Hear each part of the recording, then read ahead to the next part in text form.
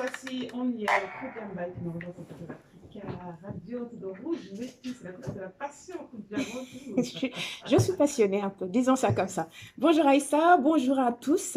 Alors Aïssa, en fait, aujourd'hui, nous allons aborder un sujet qui est encore tabou dans le monde entier, hein, je nomme l'excision. Et nous allons plutôt développer ces différentes origines, en fait, aujourd'hui. Et puis mardi prochain, on enchaîne, hein. Ok, on va D'accord? partir. Alors, si on prend la définition de l'excision, en fait, ils disent que l'excision fait partie des mutilations génitales féminines qui consistent toute intervention portant sur l'ablation partielle ou intégrale des organes génitaux féminins externes ou toute autre blessure, hein, causée aux organes génitaux de la femme, que ce soit pour des raisons médicales ou pas. Toutefois, en fait, les origines de la pratique de l'excision sont encore floues, hein, pour beaucoup de gens. Les populations se renvoient la balle. Personne ne veut reconnaître ses origines. En fait, bon, on dit tout le temps que c'est d'origine africaine. Donc, on va essayer de voir si, C'est voilà, vrai. si c'est vrai ou pas, tout simplement. Tout d'abord, en fait, les historiens spécialistes de la question disent que la pratique de l'excision pourrait remonter à l'époque de l'Égypte antique en moins 3150 et serait donc bien antérieure à la naissance des trois religions dites révélées, je cite le judaïsme, le christianisme et l'islam. Et ensuite, certains chercheurs, hein, en fait, lui trouvent une origine nubienne dans la Corne de l'Afrique, précisément dans les régions qui correspondent actuellement à l'Égypte et au Soudan. Puis, d'autres chercheurs en sciences sociales pensent que l'excision, en fait, était pratiquée sur les femmes de la classe élevée, en fait, dans la société égyptienne pharaonique. Donc, par phénomène d'imitation sociale, la pratique de l'excision s'est progressivement répandue dans l'ensemble de la société par les autres et surtout dans le but, en fait, de pouvoir marier leurs filles aux hommes de rang supérieur. Néanmoins, en fait, j'ai voulu pousser mes recherches beaucoup plus loin. Et donc, en fait, par le biais d'une longue discussion fructueuse, hein, avec l'écrivain conférencier Amouna Ngouondimba, qui est aussi architecte de l'UM Messout, auteur et membre de Reperu Nakemeta, qui est le centre, en fait, de conception du devenir des Kemeta et l'observation des armes de domination mentale. Alors, dans son ouvrage L'excision aux sources d'une longue tradition et coutume eurasiatique, l'auteur met en exergue en fait la longue pratique de mutilation génitale féminine chez différentes populations eurasiatiques. En commençant d'ailleurs par le livre de Françoise Couchard, qui est professeur de psychologue, oui, et clinique à l'université Paris 10 à Nanterre, et qui est membre aussi de l'Association psychanalytique de France, auteur de plusieurs ouvrages dont Que sais-je, l'excision. Alors, dans le chapitre 1, partie 2, qui s'intitule La femme entre le trop et le pas assez, l'écrivaine Françoise Couchard écrit, je cite, la première mention de l'excision remonte au règne des Ptolémées d'Égypte au IIe siècle avant notre ère, des papyrus en témoignant.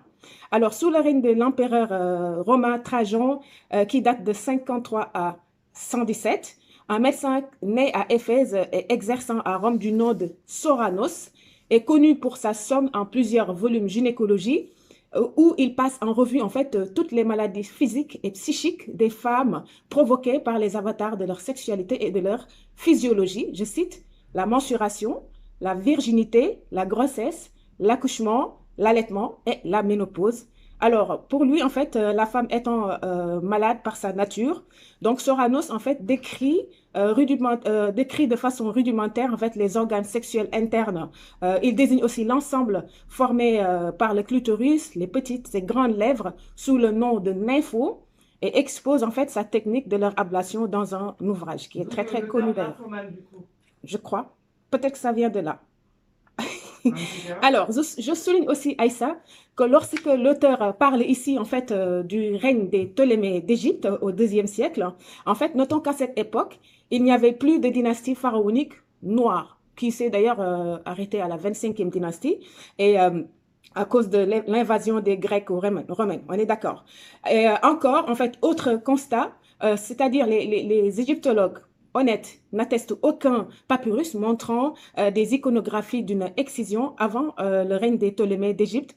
Par contre, en fait, on connaît des scènes de circoncision de garçons qui sont bien connues des iconographes égyptiennes pendant le règne des Kémites ou des Noirs en Égypte pharaonique.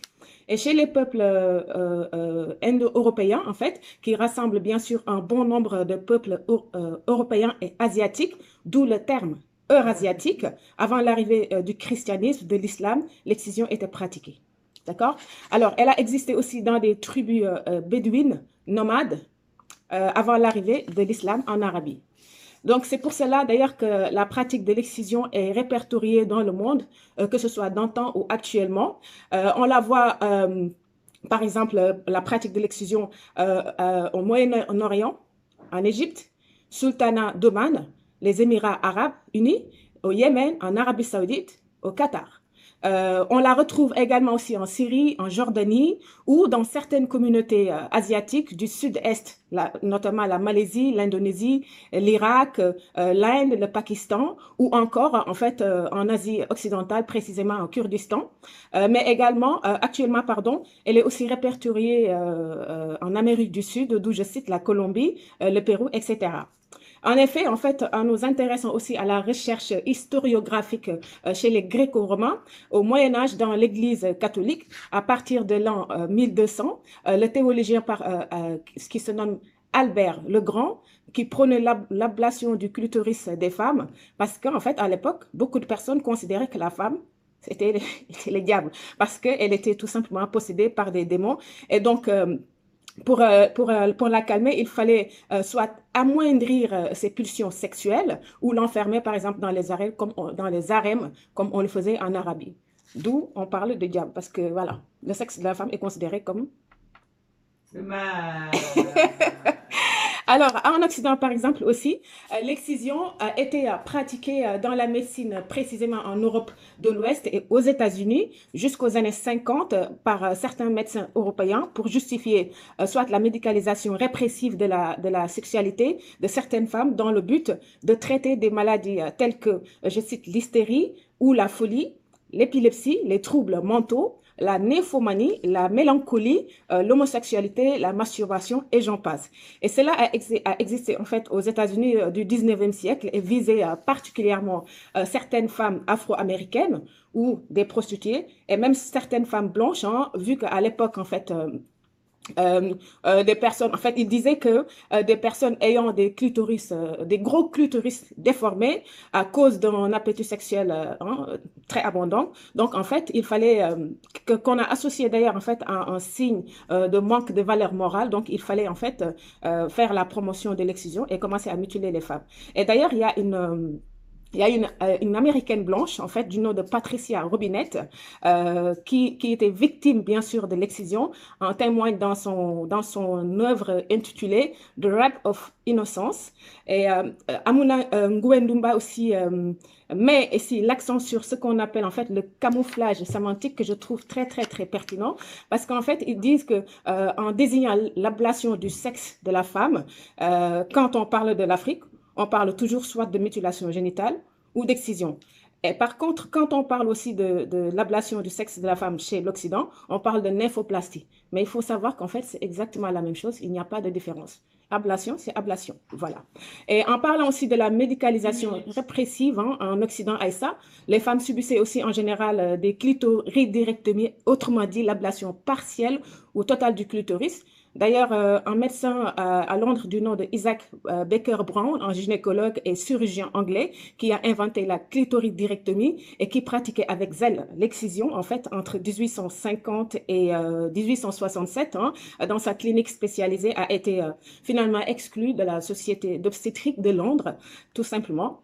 Je ne sais pas si je peux continuer ou bien on arrête pour aujourd'hui et puis la suite, ce sera pour la semaine prochaine. J'aurais aimé continuer, mais le temps, Dommage. Le temps est court, hein? Oui. Bon, déjà très bien de nous avoir remis un peu dans le contexte. Enfin, la prochaine fois qu'une personne me dit oui, les barbaries, c'est chez vous, on pourra lui dire. Il faut ouvrir les livres. Tout à fait. Les secrets, c'est dans les livres. Merci, Ruth. Merci, Aïssa. À la semaine prochaine pour la suite de cette chronique. À la semaine prochaine.